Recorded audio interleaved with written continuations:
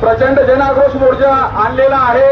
याच्या विविध मागण्या आहेत, आपल्या महिलांवर होणारे अत्याचार, समाजावर होणारे अत्याचार, त्यामध्ये पोलीस प्रशासन कसं आपल्याला दाबू पाहत आहे, याच्यासाठी हा सगळा मोर्चा आहे। शेतकऱ्याच्यासाठी पीक विम्याची मागणी आहे, त्याच्यानंतर ओबीसीच्या आरक्षणाची मागणी आहे, एससी एसटी मध्ये आरक्षणाच्यासाठी जे वर्गीकरण केलं सुप्रीम कोर्टाचा, त्याचा निषेध करण्यासाठी आपण इथे जमलेले आहोत। बांधवांनो, ही जी व्यवस्था बनलेली आहे त्या व्यवस्थेच्या विरुद्ध आपण हा लढा द्यायचा आहे। आतापर्यंत असं होत होतं की कुठंतरी कशातरी पद्धतीनं इथं एक सेटलमेंटचं राजकारण चालत होतं।